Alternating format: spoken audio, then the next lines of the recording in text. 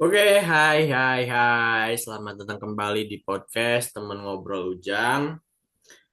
Podcast yang isinya obrolan-obrolan tentang hal-hal yang barangkali menarik, barangkali juga, walaupun tidak menarik, mungkin ada nilai di situ ya. Ada nilai, ada value, ada novelty yang bisa diambil oleh teman-teman pendengar di sini semuanya.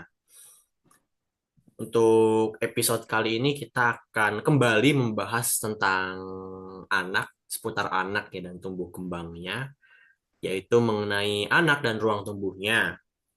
Apa cukup sih kalau anak itu tumbuh dari sekolah saja gitu? Itu mungkin menjadi pertanyaan baru juga gitu ketika teman-teman mendengar ini gitu.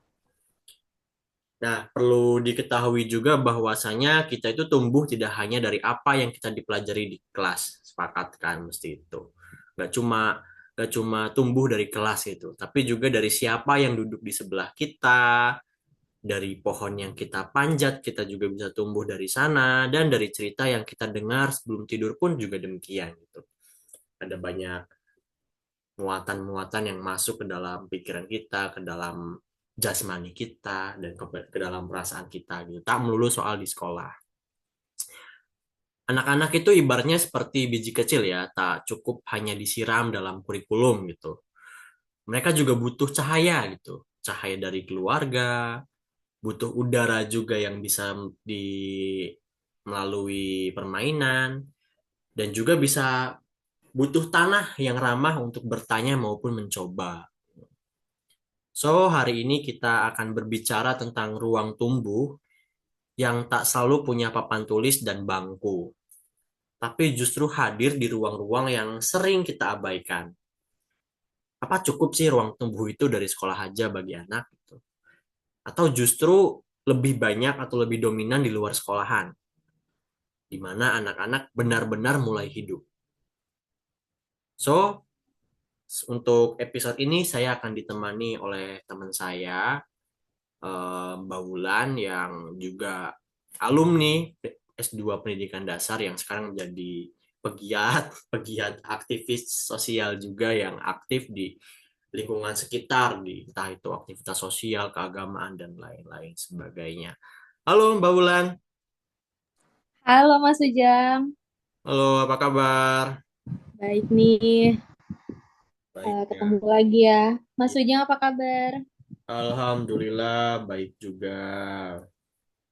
Wah, semakin seru nih podcastnya, semakin banyak tema Ya, dan begitulah. saya lihat bintang tamunya juga orang-orang yang mumpuni di bidang-bidangnya masing-masing. Keren-keren. Ya, hendaknya ya harus linear juga apa yang dibicarakan ya, apa yang dikuasai dan apa yang dipelajarinya gitu. Biar tidak terkesan ngawur dan juga nanti mungkin kalau didengarkan juga kalau ngawur dan tidak dilandasi oleh ilmu atau pengetahuan bisa menjadi kesesatan bagi buat teman-teman pendengar gitu. Iya juga. Bahaya Jadi, gitu. Saya tidak tidak mau gitu tadinya ingin membuat platform media yang bermanfaat nanti justru yang menyesatkan gitu. keren-keren. Oke. Oke, gimana Ya. nih Mas Ujang? Oke Mbak Wulan, kita kalau bicara soal ruang tumbuh anak ya, biasanya kan langsung terpikir ke sekolah gitu. Sekolah itu adalah ruang tumbuh anak gitu. Tapi kan sebenarnya apa sih yang dimaksud dengan ruang tumbuh anak secara utuh tuh Mbak? Iya, wah menarik sekali nih pembahasannya. Ruang tumbuh anak. Eh, Selama ini kan kita memang selalu menganggap bahwa ruang tumbuh anak itu hanya ada di sekolah atau di Mm-mm. rumah. Mm-mm. Dua tempat itu saja yang sering dikaitkan sama ruang tumbuh anak. Padahal tidak juga demikian. Sekolah ya tempat dia untuk belajar, bisa juga tempat dia bersosial. Tapi juga ada beberapa tempat seperti komunitas, seperti lingkungan pertemanannya yang ada di apa di dekat rumah atau teman-teman lesnya itu kan bisa juga menjadi tempat ruang tumbuh anak yang kadang kita jarang lupakan, kadang Mm. kita sering lupakan kalau itu juga menjadi tempat ruang tumbuh untuk anak gitu. Apalagi Saat ini ya kalau bisa dilihat saat ini tuh sudah mulai banyak komunitas-komunitas yang pada anak-anak. Kan Hmm. biasanya kalau komunitas kita dapat itu di dewasa ya, ada Ya. komunitas membaca, ada komunitas yang suka kopi, atau Hmm. ada komunitas yang suka olahraga yang sekarang kayak pedal atau apa. Nah, sekarang juga tuh ada untuk anak-anak, baik itu olahraga ataupun komunitas-komunitas belajar yang ada di luaran sana. Nah, boleh diceritain nggak sih komunitas anak itu yang ditemui oleh Mbak Wulan di sana gitu?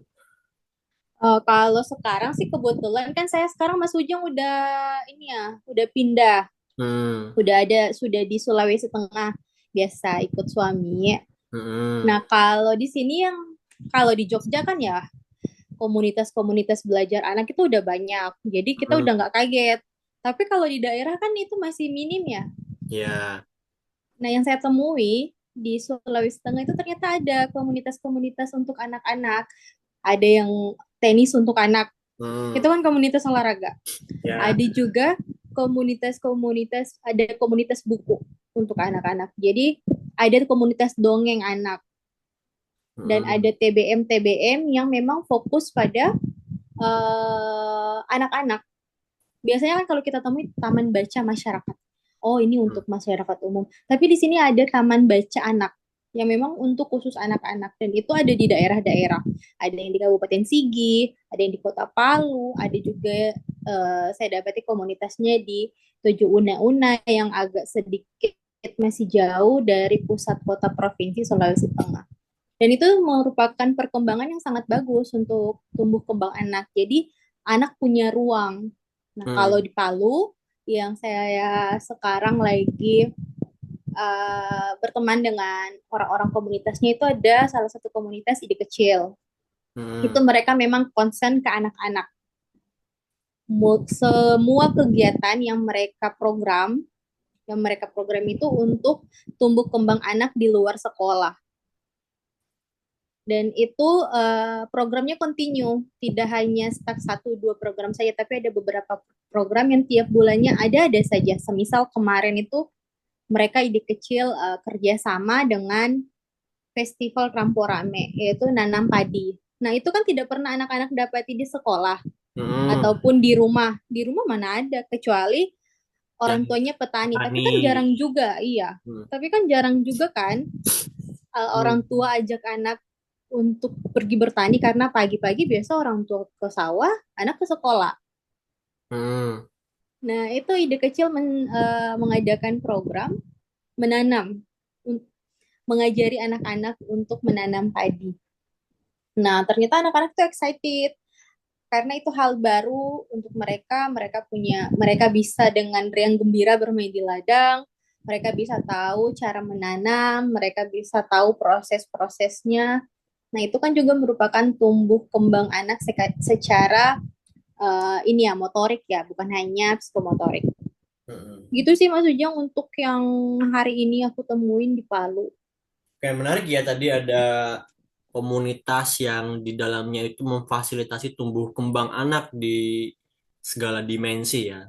Iya, Gak cuma kognitif tapi nyampe ke psikomotorik. Artinya di situ tuh apa ya udah aware ya terhadap soal tumbuh kembang anak gitu. Bahwasanya di sekolah mungkin mereka sudah bosan dijejali hal-hal yang sifatnya kognitif tidak, atau iya, pengetahuan gitu. Mungkin di luar udah saatnya nih kita ada daripada terkesan ya, terkesan tidak tidak terurus gitu, tidak teratur mm, dengan bermain game yang mungkin dianggap tidak ada faedahnya, ya bisa diarahkan ke situ untuk melatih psikomotor dan juga menambah pengalaman anak. Bagaimana sih iya, kita menanam padi di sawah? Caranya seperti apa? Terjunlah langsung ke sawah, mereka tahu yang namanya lumpur seperti apa, lumpur itu bentuknya kayak gimana, baunya iya, seperti apa, dan lain-lain sebagainya. Dan itu mungkin menjadi sesuatu yang nantinya akan berkesan gitu dan akan karena semua panca inderanya main di situ mau tidak mau itu apa akan ya masuk ke peluang memori peluang jangka panjangnya mereka kan. peluang pembelajaran semakin bermakna itu semakin tinggi gitu kan. Iya, betul betul. Karena tadi ya panca indera main semua di sana. Nah, Iya. kemudian Mbak,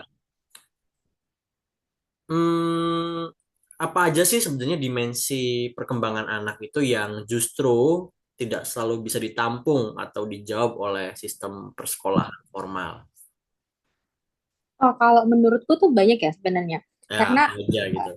iya, hari ini kan sekolah itu setiap setiap ada kepemimpinan baru pasti diganti juga kurikulum. Nah, Hmm, begitupun penerapannya kepada anak kan, kurikulum hmm, berubah juga. Hari ini mungkin kurikulumnya masih Merdeka Belajar, tapi lebih terfokuskan pada deep learning, ya kan? hmm, Nah, dengan adanya sistem itu, akhirnya sekolah fokus kepada pertumbuhan anak di bagian kognitif saja. hmm, Sedangkan ada elemen-elemen yang harusnya diperhatikan dalam pertumbuhan anak, semisal kepedulian anak, kecerdasan emosionalnya anak, hmm, spiritualnya anak. Itu semua itu tidak bisa di-cover secara penuh oleh guru dalam kelas yang hanya mengajar selama kurang lebih 8 jam. hmm, Hanya pentingnya juga kehadiran orang tua dan lingkungan sekitar untuk mengisi kebutuhan anak ini, mulai dari kecerdasan emosionalnya, kecerdasan spiritualnya, dia mampu bersikap, dia punya adab, dia punya tanggung jawab, dia punya kepedulian, dan juga dia tidak mudah terdistraksi dengan perkembangan teknologi yang saat ini. Memang perkembangan teknologi itu baik, hmm. tapi bagaimana pendampingan orang tua untuk bisa membawa kebaikan terhadap anak kan? Nah, Tuh. itu yang kadang kita lupa sebagai orang tua, bahwa ketika kita membawa anak ke sekolah, ya sudah, seluruh elemen ini akan terpenuhi di sekolah. Padahal itu kan tidak bisa serta-merta kita memberikan sepenuhnya tanggung jawab kepada kepada guru. Pulang ke sekolah ya orang tua harus follow up lagi apa yang dia pelajari di sekolah, dengan siapa dia berteman, bagaimana sikapnya. Nah, kita bisa mengidentifikasi itu dan bisa juga untuk membantu tumbuh kembang anak di bagian-bagian itu, mengisi kekosongan yang belum dia dapati dari sekolah. Gitu sih kalau menurut aku, Mas Ujang. Oke, Kemarin tuh jadi menarik, Mas Ujang. Aku sempat gimana tuh? dengar kan. Jadi sempat aku ada di salah satu kafe, terus aku duduk, nah tidak sengaja aku mendengar ada percakapan orang tua dan murid. Dan akhirnya, oh ya, ternyata orang tua itu harus teredukasi juga. Karena dalam obrolan itu yang kurang lebih saya dengar, orang tuanya mengfollow up perkembangan anaknya di sekolah agar supaya orang tuanya juga bisa follow up di rumah. Apa saja yang kurang dari anaknya di sekolah akan orang tua penuhi dia dalam rumah. Orang tua mempertanyakan dengan siapa dia berteman, bagaimana bagaimana proses dia mencerna pembelajaran, apakah dia memiliki perhatian ketika guru menjelaskan, dan dengan jawaban-jawaban guru itu akhirnya orang tuanya tahu bahwa oh iya, anak saya ternyata kurangnya di sini ya Bu Guru. Oh berarti nanti di rumah saya ajari lebih giat lagi dia untuk membaca. Berarti di rumah HP-nya nanti saya kasih jam saja Bu Guru. Begitu-begitu. Nah, itu kan yang harusnya orang tua hadir untuk turut pantau tumbuh kembang anak gitu. Hmm. Ya, jadi pada intinya dalam konteks perkembangan dan pertumbuhan anak itu orang tua tidak serta-merta memasrahkan kepada sekolah untuk mengembangkan semua dimensinya gitu kan. Mau tidak mau orang tua juga ikut mengamati, memantau dan juga turut apa ya membantu perkembangan orang tua, perkembangan anak di rumah. Tidak melulu soal orang tua pun juga dengan lingkungannya gitu. Lingkungan juga Iya hendaknya benar. membantu mendorong anak tumbuh kembang di situ agar mereka pada akhirnya mampu survive ketika sudah dewasa nanti gitu. Nah, Iya. ya bentuknya banyak sekali sebenarnya ya kan. Iya, karena memang Banyak. outputnya kan ini akan ke Hmm. dewasa kan. Dewasanya jadi apa sih anak ini, kalau jadi kalau cara didiknya benar, kalau Hmm. cara didiknya sudah sesuai, pasti dewasanya pasti akan ada juga uh, potensi-potensi untuk kita kewalahan mendidik anak di usia remaja sampai dewasa. Tapi setidaknya kita sudah menanamkan adab-adab. Jadi Hmm. ketika anak mengalami hal yang tidak sesuai dengan ekspektasi kita sebagai orang tua pada saat dia remaja dan dewasa, Mm-mm. sebenarnya dia sudah punya pondasi adab dan agama itu sih, Mm. tanggung jawab untuk dirinya sendiri. Nah, kalau anak sudah belajar bertanggung jawab terhadap dirinya, apapun yang akan dihadapi kan dia mampu ambil resikonya. Mm. Tuh. Nah, perlu di Itu kan harapan harapan goalsnya nanti kan anak akan Mm. dewasa seperti apa. Nah, sebelum ke situ ya kita harus mempersiapkan dulu pendidikan anak di SD itu bagaimana, anak-anak itu bagaimana. Nah, ya perlu disadari juga mungkin sejak dari dini gitu bahwasanya sekolah pun tidak mampu membackup semua keterampilan maupun kemampuan. Nah, Ya, nah gitu harus disadari betul bahwa mungkin kalau misalnya begini ya, bukan tidak mampu, kalau hanya mengandalkan sekolah saja gitu, mungkin potensinya kurang maksimal gitu kan. Mau tidak mau di mm, luar sekolah juga harus tetap dibimbing, diarahkan, dikembangkan keterampilan-keterampilan yang ataupun kemampuan yang ada pada anak dan itu terlebih kalau itu menjadi bakat gitu sangat iya, sangat sia-sia gitu gitu kalau misal diabaikan begitu saja karena mungkin di beberapa sekolah belum memfasilitasi bakat-bakat yang spesial gitu kan atau benar. kemampuan yang spesial. Dan kan yang paling mudah dan cepat untuk mendeteksi bakat anak itu sebenarnya orang tua. Mm-mm, betul. Apalagi bakat itu kan sudah mulai muncul dari usia anak 1 tahun tuh sudah mulai muncul kan bakatnya apa. Hmm. Kecenderungan kecenderungan kemampuannya untuk semisal menggambar, semisal bermain matematika itu kan sudah terdeteksi sejak dini. Nah, Mm-mm, bagaimana orang tua supaya mampu mendeteksi itu dan mampu memfasilitasi? mm.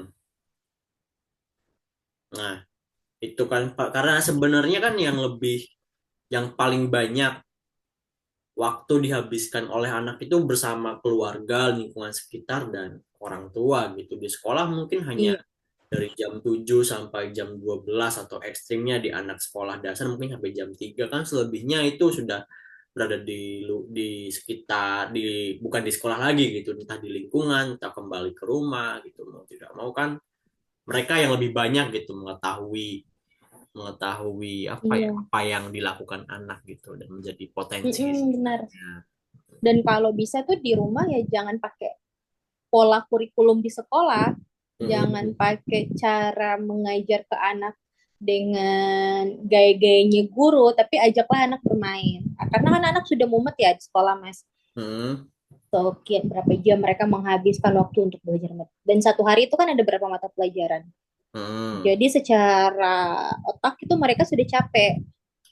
Nah, Mm-mm. ketika datang ke rumah terus kita juga harus paksa mereka untuk belajar ya, mereka pasti akan lebih capek dan tidak optimal nanti.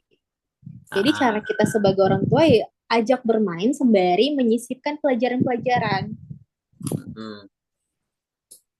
Itu yang juga menjadi poin pentingnya gitu Iya, dalam dalam membantu memaksimalkan potensi tumbuh kembang anak. Nah, kemudian Mbak, eh, apakah ada nggak sih bentuk-bentuk ruang tumbuh pada anak itu yang terlupakan, yang sering terlupakan gitu, padahal sangat mempengaruhi perkembangan anak? kalau menurutku ya, Ya, sosial media itu juga ruang tumbuh, tapi di dunia maya. mm, Nah, kadang tuh kita lupa di bagian situ. Kita menganggap bahwa anak hari ini pegang gadget itu sudah kebutuhan.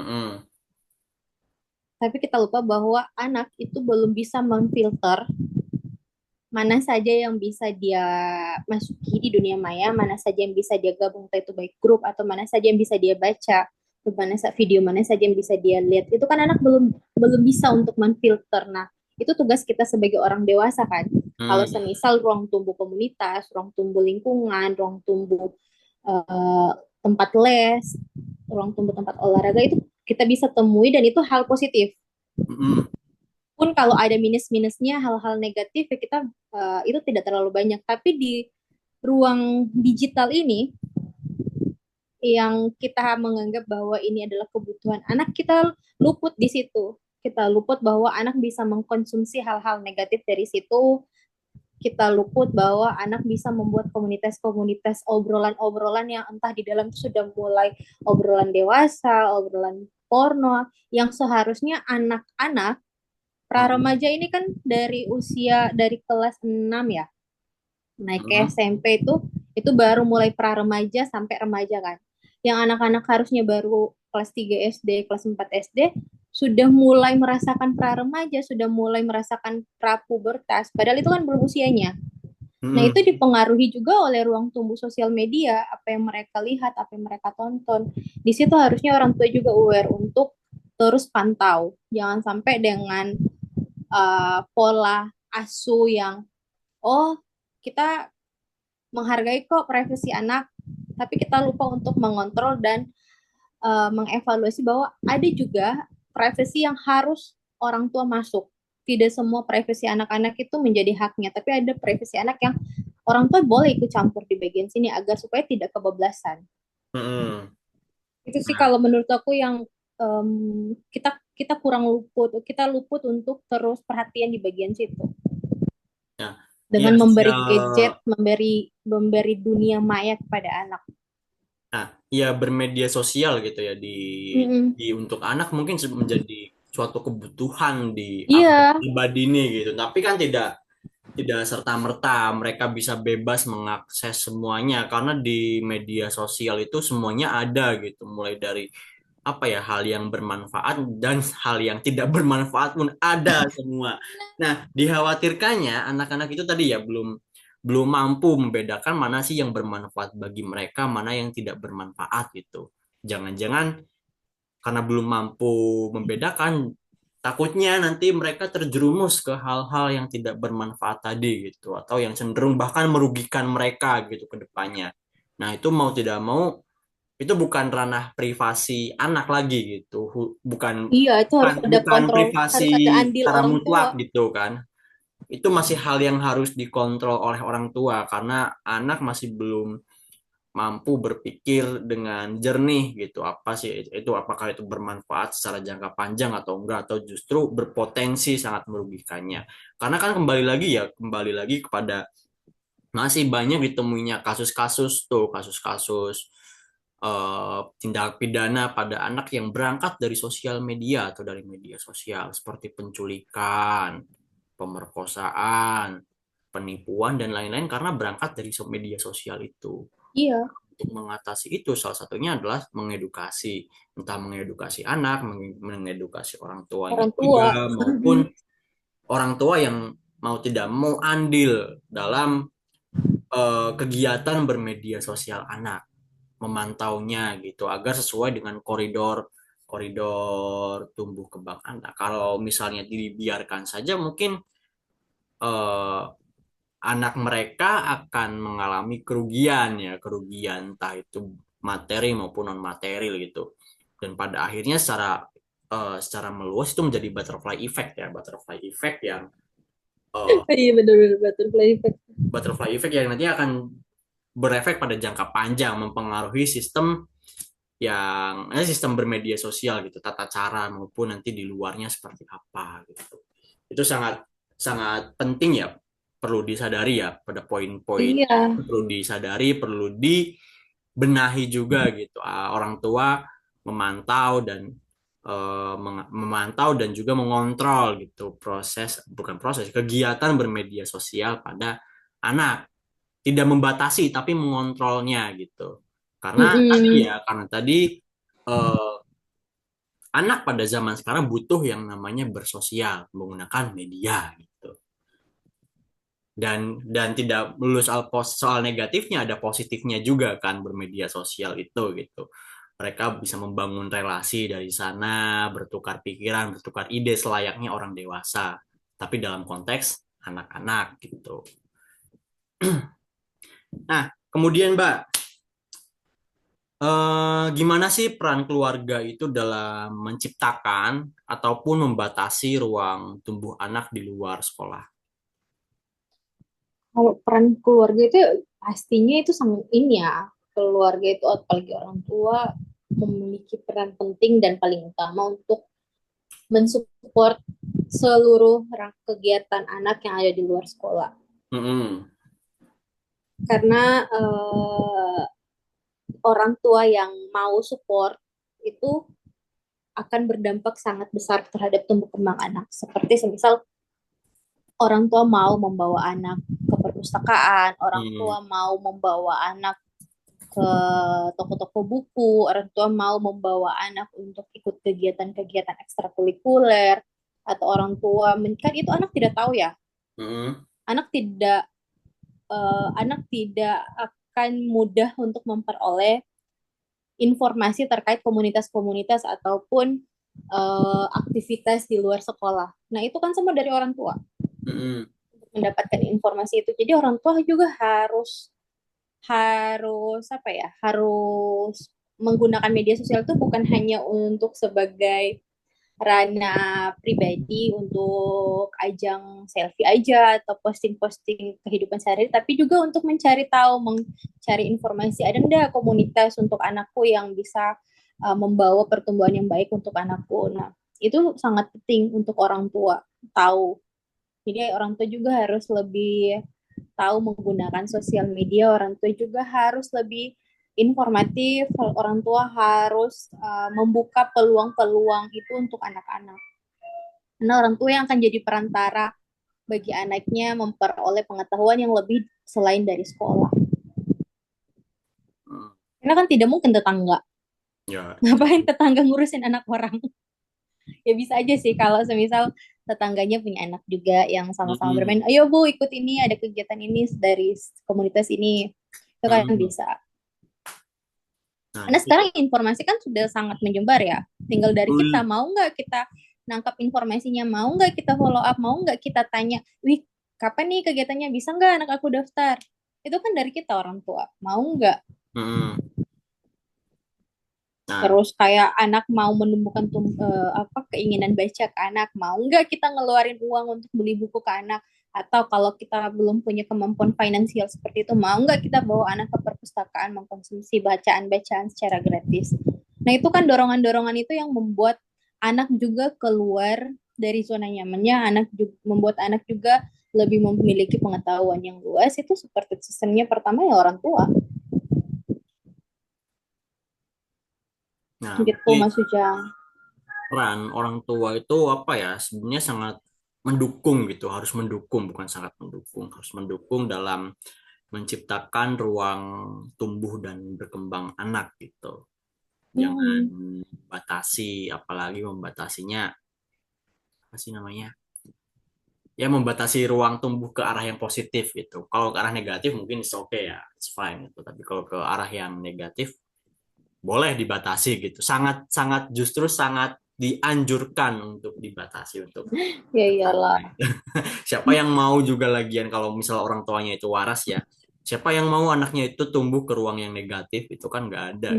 Kalau Hmm. orang tuanya masih waras, kecuali kalau kalau orang tuanya nggak waras ya bodoh amat gitu. Kalau dia mau tumbuh ke ruang negatif ya nggak apa-apa, bodoh amat bukan urusanku gitu. Itu kan kewarasannya patut dipertanyakan gitu kan. Nah, kemudian Mbak, hmm, lingkungan sosial itu baik tetangga, komunitas, ataupun media itu sering menjadi pendidikan tak sadar gitu. Dalam tanda kutip pendidikan tak sadar gitu. Seberapa besar sih pengaruhnya yang tadi itu lingkungan terhadap tumbuh kembang anak? Em, semua ini kan berpengaruh ya, semua elemen ini. Dalam dunia pendidikan itu ada tiga elemen yang tidak akan pernah lepas. Apa tuh? Sekolah, rumah, dan lingkungan. Hmm, Itu kan sama-sama memberi pengaruh terhadap anak. hmm, Dan mereka tidak akan pernah terlepas dari lingkaran itu. Nah, tinggal kita, kan tidak mungkin juga anak memilih mau tinggal di dunia mana, mau tinggal di lingkungan yang seperti apa dan menerima informasi seperti apa. Tapi kan hmm, kita bisa menciptakan ruang itu, bisa menciptakan lingkungan yang sehat, bisa mengajarkan untuk anak tumbuh di lingkungan itu. Dan lingkungan itu cukup berpengaruh ya, karena ibarat ada pepatah yang bilang ya, kalau kamu tumbuh di lingkungan pemabuk ya kamu akan jadi pemabuk, tapi kalau kamu tumbuh di lingkungan yang berpendidikan ya kamu akan berpendidikan. Dan itu masih relevan untuk saat ini ketika kita tidak mampu menjaga pertemanan anak-anak, kita tidak mampu untuk mengawasi dengan siapa dia berteman, ya kita kan kebablasan di situ juga. Jadi lingkungan ini bisa berdampak positif, bisa juga berdampak negatif. Mm-mm. Tinggal bagaimana orang tua dan guru tetap memantau tumbuh kembang anak yang dengan lingkungan dia bermain, entah itu dari rumah ataupun lingkungan. Kalau sekarang kan istilahnya circle-circle ya. Betul. Anak-anak SD itu sudah ada circle tahu. Iya emang. Dari sebenarnya dari zaman kita kecil pun sudah ada circle gitu. Mungkin tidak menyadari Iya, aja gitu kan. iya sih kalau dulu kan belum belum hits ya Hmm. circle-circle itu ya. Kalau dulu tuh geng, Nah, sama ada aja kan nama geng dan circle itu ada sebenarnya nama-nama gitu. gengnya. Apa namanya dulu apa sih zaman-zamannya si Justin Bieber awal-awal itu ada nama-nama gengnya kan. Kalau Hmm. sekarang kan, tapi kan kalau dulu tuh kita geng-gengnya itu ya seputaran lingkungan sekolah aja. Nah, sekarang kan anak-anak sekolah itu ada circle-circle yang sampai sudah bisa hangout di cafe, hangout di mall. Dan kamu pasti sering ketemu di Jogja itu. Kalau di karena di daerah-daerah sini pun di Sulawesi Tengah itu sudah ada yang circle-circle kayak gitu anak SD. Kemarin tuh aku sempat ngobrol kan sama salah satu pengunjung di perpustakaan yang tempat Hmm. ada komunitas perpustakaan anak. Dia bilang kalau nanti sore saya siang ke sini, tapi nanti sore saya mau nonton dengan teman-temanku. Oh, teman-temanmu kelas berapa? Sama kelas 4 SD. Oh, sama orang tua kalian? Oh, enggak. Jadi orang tua kami cuma antar aja. Nanti kami nonton di bioskop. Mereka berlima gitu. Oh, oke. Okay. Jadi ternyata anak-anak SD sekarang tuh sudah sampai nonton bareng, sudah sampai hangout ke bioskop. Hmm. Nah, Sebenarnya itu itu dari dulu pun sudah ada sih Mbak kalau di sini eh mungkin. Tapi iya, mungkin kalau di Jogja kan kalau itu kalau dulu kalau itu di kota-kota besar ya. Kalau di pembedanya iya di kota-kota besar. kota-kota besar gitu yang ada fasilitas untuk nonton dan mudah Hmm. dijangkau gitu. Mm-mm. Kalau sulit dijangkau kan nggak mungkin gitu terjadi hal-hal seperti itu. Itu yang Nah, itu terjadi. Dulu jadi pun dulu pun terjadi kayak gitu. Mungkin sekarang lebih karena lebih mudah ditemui, aksesnya ya. dijumpai, aksesnya ada juga ya itu yang terjadi gitu. Kalau dulu mungkin hanya sebatas apa ya? Berenang gitu tanpa ada dampingan orang tua atau jalan-jalan kemana gitu. Karena aksesnya yang ada ya cuma itu doang gitu kan. Ya, kalau di desa kan lain Kalau lagi. di Kalau di desa desa tuh gitu mungkin. main layang-layang, Hmm, main kelereng, itu kan masih ada. masih ada juga gitu kan. Kembali lagi Mm-mm. ke aksesnya, apakah akses itu mudah dijangkau atau Tapi tidak sekarang anak-anak gitu. desa juga yang sudah punya gadget tuh sudah jarang main mainan yang ada di alam, main layang-layang, main kelereng itu sudah jarang. Mereka lebih sering main gadget, main game yang Hmm, ada di gadget. Nah, itu pentingnya juga untuk orang tua terus mengawasi. ya itu kalau Lagi-lagi sih kan sekolah dan lingkungan itu adalah variabel. hmm, Dua variabel yang mendukung tumbuh kembang anak. Tapi variabel utamanya itu adalah orang dalam rumah, keluarganya, orang hmm, tuanya, orang dalam rumah, kakek, neneknya, orang dan lebih khusus itu orang tuanya karena orang tuanya yang memegang aturan, apa membuat rules dalam rumah, mau dibawa kemana anaknya itu semua tergantung dari orang tua. hmm, Jadi yang paling variabel utama itu orang tua dulu. Orang tuanya paham nggak? Orang tuanya mau nggak belajar? Orang tuanya tahu nggak cara mendidik anak? Biar supaya dua variabel lingkungan dan sekolah ini bisa juga menunjang. Karena biarpun lingkungannya baik, sekolahnya bagus, tapi ketika orang tua itu belum mampu mendidik anak, dari pondasinya mulai dari adab, tanggung jawab itu orang tua lalai, maka tidak hmm, akan jalan juga, anak tidak akan baik-baik juga. hmm. Gitu Itu sih ya. kalau menurutku, Miss Sujang. Ya. orang tua menjadi salah satu variabel yang mempunyai pengaruh yang besar gitu ya terhadap. Komunitas-komunitas ini kan hanya pembantu. Mm-mm. Tapi untuk menumbuhkan minat baca anak semisal itu dari rumah. Nggak mungkin anak minat bacanya karena ketemu komunitas.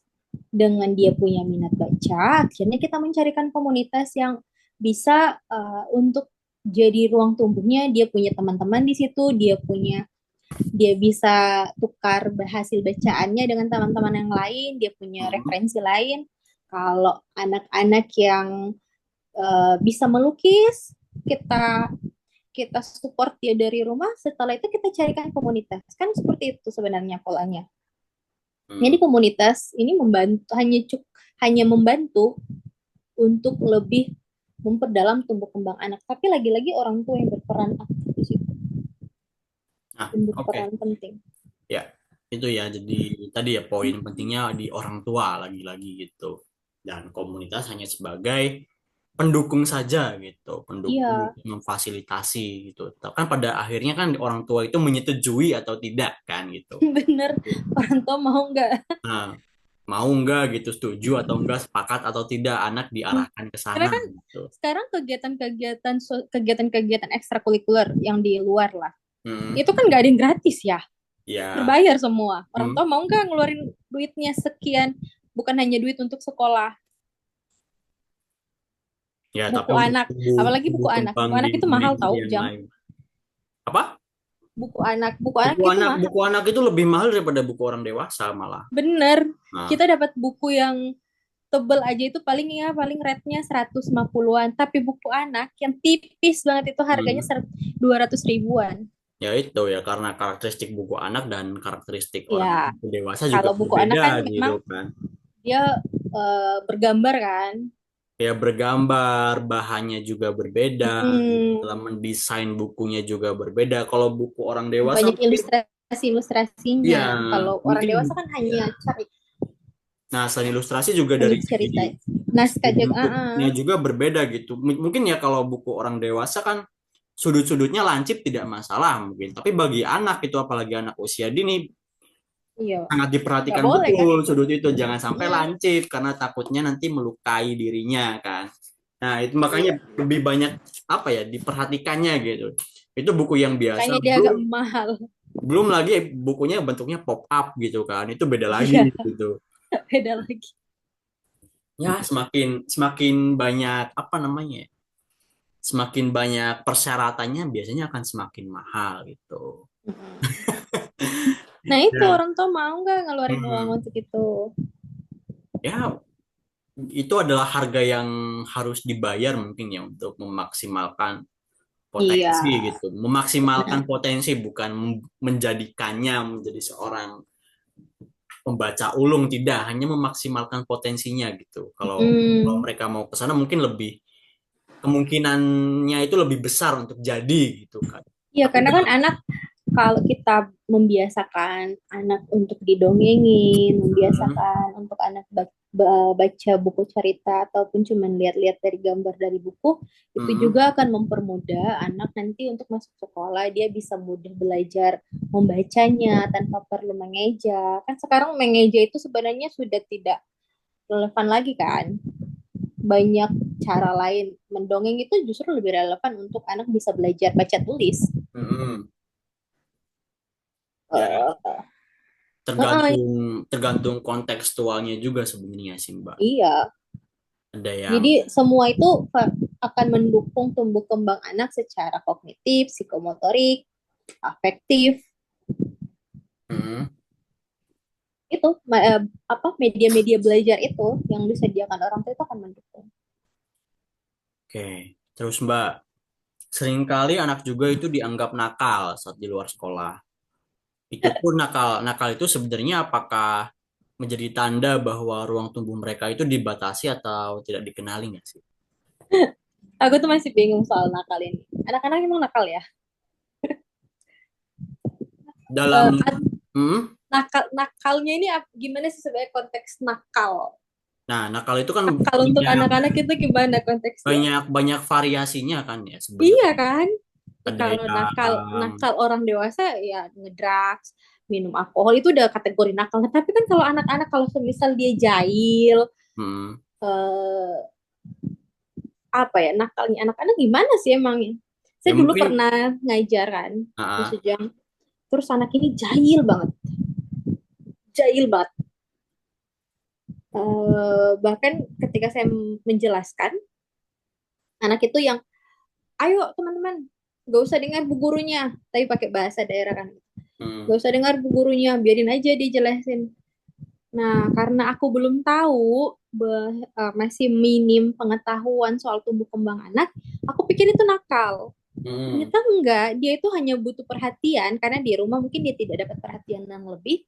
Ketika di sekolah pun, dia tidak dinotis karena dianggap nakal, akhirnya dia berulah hmm, agar supaya dinotis terus sama si guru, agar supaya diperhatikan terus sama si guru. Nah, setelah tahu ilmunya bahwa oh enggak kok ternyata anak-anak ya bukan nakal, tapi mereka memang selalu punya cara untuk mencari perhatian dari orang dewasa. Anak coret-coret meja, coret-coret dinding, ya itu bukan kategori nakal. Dan itu mereka jahit dan mereka butuh butuh kit, butuh penyaluran. Jadi hmm, eh, kita mau nggak untuk terima dulu anak-anak itu mau terima konsep bahwa anak-anak itu tidak ada yang nakal. Satu. Yang kedua, anak-anak itu butuh penyaluran. hmm, Nah, yang ketiga, kita menyediakan sarana penyaluran untuk anak ini. Kita kan sudah tahu, anak itu punya berbagai gaya belajar kan. Nah, biasanya kalau kita lihat ketika kita ngajar atau ketika guru ngajar, anak nggak bisa diam, kita langsung bilang, kamu nakal banget sih. Kok kamu nggak bisa duduk diam, dengerin ibu ngomong, dengerin ibu penjelasannya ibu. Tapi tanpa kita sadari bahwa oh iya setiap anak di dalam kelas itu punya gaya belajarnya masing-masing. Mungkin si anak yang lari-lari ke sana kemari ini ya anak yang tipikal belajar kinestetik, yang hmm, dia nggak bisa duduk, yang kamu nggak bisa perintah dia duduk diam dengarkan. Mau 100 kali pun kamu perintahin kayak gitu ya dia nggak akan lakuin. Malah ada saja cara dia um, untuk keluar dari kelas itu atau untuk mendistraksi dirinya agar supaya bisa berkeliling kan. hmm. Nah itu, jadi kita harus sadari bahwa tidak ada anak yang nakal, dia hanya butuh penyaluran dan kita butuh menyediakan sarana penyaluran anak. Itu sih kalau dari aku kalau soal anak nakal itu. Oke, jadi sebenarnya harus di apa ya, didefinisikan dulu nakalnya itu seperti apa, Mm, kan? selama anak itu nggak ngerokok, ya kalau ngerokok itu udah nakal. Hmm. Nggak ngerokok. Karena mana ada anak-anak yang ngerokok? Nggak, belum ada kan yang kita temuin. Atau anak-anak alkoholan. Jadi harus di apa ya? Redefinisi ya.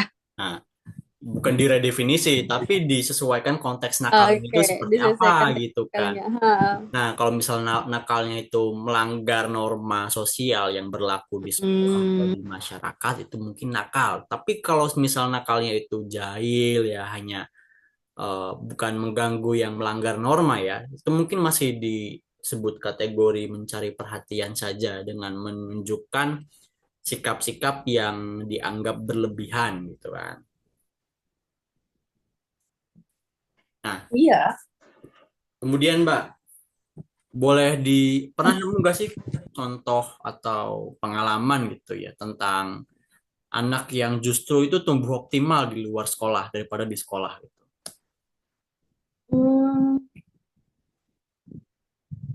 kalau secara pribadi sih, kalau aku sendiri, em, aku tumbuh di dua variabel ini, sekolah dan lingkungan itu cukup cukup membuat aku tumbuh ya, Hmm, mulai dari sekolah dasar, SMP, SMA, karena selain di sekolah, saya juga ikut-ikut kegiatan ekstrakurikuler. hmm, Jadi uh, tidak ada yang berat di salah satu variabel. Misalnya oh, aku hanya tumbuh di lingkungan saja tanpa di sekolah. Karena memang dua variabel ini jalan berbarengan untuk saya ya. untuk Hmm. saya pribadi. Karena memang dari rumah orang tua itu membuatkan fasilitas, Hmm. ibuku itu mengajarkan matematika calistung. Jadi sedari rumah saya sudah mampu untuk calistung. Hmm. Terus adabnya diajarkan juga dari rumah. Nah, ketika ke sekolah itu memang kenapa senang belajar karena apa yang saya tidak dapatkan dari rumah saya dapatkan di sekolah. Hmm. Apa yang tidak saya dapatkan dari sekolah saya dapat dari kegiatan-kegiatan ekstrakurikuler yang di luar. Jadi sejalan. Hmm. Begitupun ketika kuliah, kampus dan organisasi-organisasi ekstra itu sejalan, tidak ada yang berat sebelah sih. Kalau untuk saya pribadi ya. Jadi memang sangat berpengaruh lingkungan sekolah dan keluarga. Ya, memang gitu ya. Sekolah, lingkungan keluarga, dan ada yang dilupakan. Akhirnya uh, saya senang ke sekolah karena di sekolah saya bisa belajar ini. Hmm. Itu yang menjadi definisiku. Saya senang berorganisasi karena di organisasi ekstrakurikuler saya bisa belajar yang lebih banyak. Saya kalau waktu itu kan ada pramuka kan, Hmm. pramuka yang kulikuler tuh pramuka, volley, olahraga volley. Nah itu kan yang kulikuler. Saya senang belajar kulikuler, saya senang pergi pramuka agar supaya saya jalan-jalan, saya lebih tahu survei hidup, saya tahu tali menali. Akhirnya saya punya ketertarikan sendiri terhadap sekolah dan kegiatan-kegiatan ekstrakurikuler di luar sekolah. Dan orang tua saya itu support yang, oh ya sudah pergilah. Ibu bapak saya mau ini ya, oh iya pergi, oh iya pergi gitu. Tidak ada yang dilarang-dilarang. Mungkin waktu Nah, itu soalnya sih. mungkin itu ya yang Kalau itu di secara pribadi unggulan ya. gitu. Tapi, Kalau yang mungkin di beberapa kasus di teman saya itu ada yang berbeda gitu. Ada beberapa orang yang justru dominan di sekolah, ada justru yang dominan di luar. hmm, Misalnya gini nih, di teman SD saya waktu itu ada teman juga ya, teman yang justru lebih lebih maksimal potensinya ketika di luar sekolah. Maksudnya gini, dia sangat berprestasi di bidang olahraga. Waktu itu badminton mm, gitu ya. Oke, dia nyampe nyampe tingkat kabupaten atau apa gitu dengan mahir sangat mahir sekali tapi tidak difasilitasi sekolah ya tapi ketika kembali ke ranah akademik itu menjadi di bawah gitu tidak mahir sama sekali gitu kan itu berarti ada yang miss gitu bukan ada yang miss ya berbeda gitu kan kondisinya gitu mereka lebih dominan di luar daripada di dalam ada juga yang sebaliknya tuh ada juga yang sebaliknya di bidang akademis itu sangat mahir sekali. Tapi ketika di luar sekolah, misalnya beraktivitas, bersosial, ada yang apa ya, ada yang di rumah aja gitu, tidak kenal tetangganya, tidak keluar ke rumah gitu. Itu ada yang kayak gitu. Nah, jadi eh, realitas itu ada gitu dan sebenarnya terjadi gitu. Tapi kan kembali lagi ya menyikapinya seperti apa gitu. Guru di sekolah, orang tua di rumah, masyarakat menyikapi fenomena-fenomena itu seperti apa gitu. Karena kembali ya pada hakikatnya semua anak itu punya potensinya masing-masing gitu. iya kan mas, Jadi jadi gini, ah, eh, kita juga sebagai guru, sebagai lembaga pendidikan harus tahu mm, bahwa kecerdasan kognitif itu tidak hanya diukur dari nilai matematika, nilai IPA, mm, ataupun bahasa Inggris ya yang sering mm, diukur. Tapi kita juga harus lihat bahwa ada anak yang memang di bagian matematika IPA-nya rendah, tapi di bagian sosial, ilmu sosial dia tinggi. Atau mm, di bagian art dia tinggi. Nah, kita juga harus tahu, guru-guru itu harus tahu untuk membedakan anak-anak yang seperti itu. Bukan berarti ketika matematikanya tidak terlalu tinggi, IPA-nya tidak terlalu tinggi, lantas kita bilang bahwa anak itu secara akademik tidak unggul. mm, Belum tentu kan. Bisa jadi kayak tadi, dia punya dia punya keunggulan di bidang olahraga, dia punya keunggulan di bidang-bidang lain. Hmm. Nah, itu juga yang jadi tugas guru untuk tidak menyamaratakan kemampuan kognitif anak sih, serta Oke. didiknya. Kemudian Mbak, apakah sistem pendidikan kita ini saat ini ya cukup memberi ruang untuk pendekatan maupun tumbuh kembang anak gitu yang lebih fleksibel ataupun kontekstual? Kalau kurikulum Merdeka Belajar ya, kan sekarang masih kurikulum Merdeka Belajar ya, Mas Ujang ya? Jadi ada sebenarnya di pemerintah itu memberi dua opsi ya, memberi dua opsi. Mhm. Ini ada kurikulum Merdeka, kalau mau dipakai silahkan, atau misalnya tidak cocok pakai kurikulum 2013 juga silahkan dipakai. Oh, Pilih yang pakai KTSP pilih yang mana yang 2013. sesuai dengan karakteristik sekolahmu, sesuai dengan kemampuanmu seperti apa, silahkan digunakan. Oke. Kalau berdasarkan kurikulum ya, kalau kemarin kita pakai kurikulum Merdeka Belajar, sebenarnya kan Merdeka Belajar itu sudah cukup membantu ya, Hmm, ini proses pembelajaran di mana titik beratnya itu bukan lagi ke nilai siswa, tapi di mana proses dan kebutuhan siswa yang akan dipenuhi oleh guru. Cuman memang ada beberapa prosesnya kayak lompat gitu. hmm. Kita tiap hari kalau Merdeka Belajar kan harus selesai satu tema dalam satu hari kan. Begitu ya Mas Ujeng ya. Nah, itu memang akan ada, kita akan dapat miss-nya di situ karena belum tentu anak ada yang cepat paham, ada yang harus berulang baru dia paham. Oke. Lagi-lagi tapi yang baiknya, yang bagusnya di Merdeka Belajar itu adalah kita titik titik beratnya itu ke siswa, kebutuhan siswa. Kalau kurikulum 2013 kan itu pada nilai ya, apapun Hmm. itu harus berdasarkan nilai. Siswa harus lulus sesuai standar nilai ini, standar nilai ini, standar nilai ini. Sebenarnya lagi-lagi semua kurikulum itu bagus kalau gurunya fokus ke anak. Yang bikin guru sekarang itu tidak terlalu full untuk mengajarkan karena dituntut administrasi juga, Mas Ujang. Hmm. Dan itu cukup melelahkan untuk guru kan. Akhirnya banyak guru yang selalu berdalih dengan saya sudah capek urus administrasi, harus urus RPP, harus urus apa kinerja guru, apalah itu yang administrasinya belum juga mengajar di kelas ada 32 siswa akhirnya tidak optimal mengajarnya. Karena kalau kurikulum sebenarnya semua semua kurikulum mulai dari 2013, 2000, kurikulum 2006, kurikulum Merdeka Belajar. Ketika kurikulum itu diterapkan dan fokusnya pada siswa, itu akan potensi optimalnya bagus. Tapi Hmm. ketika itu tidak difokuskan kepada siswa dan gurunya dibagi tugas dengan beberapa tanggung jawabnya guru mulai dari administrasi ataupun dia pegang dua kelas, ya tidak akan optimal proses pembelajaran di dalam kelas.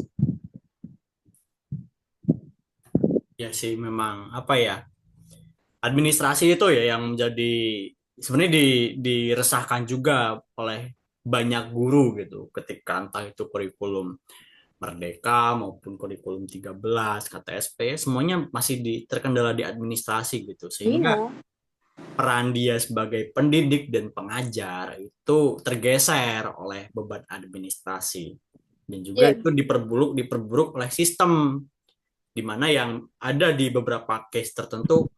Kamu ngajar jelek nggak apa-apa, penting RPP-mu lengkap, penting administrasimu selesai. Kadang entah itu kepala sekolah, entah itu pengawas kalau itu kepala sekolah dan pengawasnya gak bener bisa jadi bilang seperti itu gitu. Sampai iya. sampai ada yang seperti itu nggak apa-apa, nggak usah ngajar. Misalnya ngajarnya itu seadanya aja, penting RPP-mu lengkap, udah aman gitu. Karena kan itu jadi standarisasi juga sekolah kan, supaya sekolah akreditasinya bagus. Jadi kan Standarisasi pemerintah orientasinya juga. jadi bergeser kan dari yang mendidik mengajar menjadi ke administrasi gitu. Padahal sebenarnya eh, balik gitu. Administrasi itu untuk menunjang gitu, bukan jadi patokan utamanya gitu. Yang harus diamati kan output sama outcome dari siswanya itu kan. Misal administrasinya bagus, oke RPP-mu lengkap dan lain-lain, tapi output dan outcome siswanya misal tidak hanya dari kognitif ya, afektif maupun psikomotor. misal dinilai langsung oleh masyarakat, dinilai langsung oleh orang tua ataupun yang lain-lain sebagainya. Apakah apakah gini, apakah siswa itu berhasil dididik atau tidak gitu di sekolah gitu.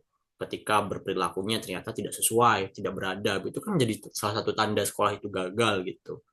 Ataupun misal di dimensi-dimensi yang lainnya gitu, dalam konteks kognitif gitu. Kalau misal satu ya, tapi kan tidak serta-merta ya, tidak tidak boleh kita hanya menilai dari satu dimensi saja, harus secara holistik, secara menyeluruh gitu. Baru kita dapat simpulkan apakah proses pendidikan ini gagal atau berhasil gitu. Kalau gagal itu bisa dievaluasi tuh, bisa dievaluasi ini yang dibenahi dari sektor ini ininya. Dari gurunya mungkin di bidang di sisi kognitifnya dalam mengajar perlu diperbaiki karena output dan outcome-nya seperti ini gitu. Nah, itu yang sebenarnya ditekankan gitu loh di situ dalam proses di luar belajar mengajar dalam artian dalam administrasi dan lain-lain sebagainya gitu. Toh itu pada akhirnya untuk membangun ya, membangun bangsa, membangun negara untuk menghasilkan manusia-manusia yang seutuhnya manusia. Saya tidak akan menyebut SDM ya karena apa ya? Anak itu bukan bukan apa ya? Bukan sumber daya gitu. Anak itu masih manusia gitu yang nantinya akan keluar itu menjadi manusia yang lebih manusia lagi gitu. Perkara SDM atau tidak itu nanti ketika dia masuk ke dalam industri gitu kan. Nah, itu yang perlu digarisbawahi dan perlu direnungkan bersama-sama. Kemudian Mbak, gimana sih cara mengenali bahwa seorang anak itu butuh ruang tumbuh yang berbeda dari yang disediakan di sekolah? Um, Banyak faktor ya. Hmm. Dengan anak yang kita kan bisa lihat anak keminatan anak, dan guru itu juga guru guru kelas itu pasti akan mampu mendeteksi, orang tua juga mampu mendeteksi ada keminatan-keminatan lain anak untuk, Hmm. bukan berarti dia tidak senang sekolah, tapi ada keminatan lain di luar sekolah yang butuh untuk orang tua tahu. Hmm. Misal anak yang senang dengan aktivitas-aktivitas olahraga, nah kita kan tidak mungkin memfasilitasi di sekolah. Di sekolah paling Hmm. cuman pada saat pelajaran PJOK aja. Ketika kita melihat anak kita minat di situ, ya berarti dia sudah butuh tempat tumbuh lain di luar sekolah. Hmm. Ketika anak suka melukis, anak suka piano, anak suka musik, kita bisa identifikasi itu, ya kita akan cari ruang-ruang yang bisa untuk jadi sarana anak lebih meningkatkan kapasitasnya dari keminatannya itu. Anak suka bahasa Inggris, ya kita carikan guru les untuk dia, dan kita carikan lembaga les yang bisa mumpuni untuk anak-anak. Tinggal dilihat sih tinggal dilihat kecenderungan anak minatnya di mana. Karena kan pasti guru itu akan selalu menemui anak di sekolah, ada ketika guru sedang menjelaskan anak justru sibuk menggambar, anak justru sibuk menggambar. Nah, Hmm. nah itu dengan begitu, ketika guru mampu mengidentifikasi, dia bisa follow up ke orang tuanya, dan orang tuanya bisa mencarikan sarana untuk itu kan.